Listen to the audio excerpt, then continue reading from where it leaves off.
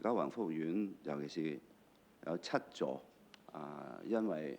被大火所破壞咧，佢哋好想翻去執拾翻自己嘅一啲物件，特別係啲有紀念價值嘅咧，我哋非常理解嘅，亦都係非常希望盡快安排到俾佢哋咧去翻去佢哋屋企咧去睇下，同埋執拾翻佢哋希望帶走嘅一啲物件。不過我哋一定要確保咧整個過程係安全同埋有序，因為好多單位咧都係嚴重受到破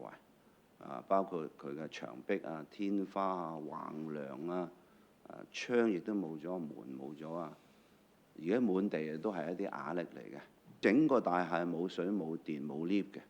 咁所以喺整個過程安排唔係我哋平常就翻去自己屋企咁簡單。所以呢個咧就係要有序咁樣進行。有序進行咧，包括咧我哋要安排，譬如不同居民嘅次序應該點啦，有邊啲係需要支援啦，樓梯都係有一啲唔安全嘅一啲元素嘅。咁所以咧整體嘅安排咧係要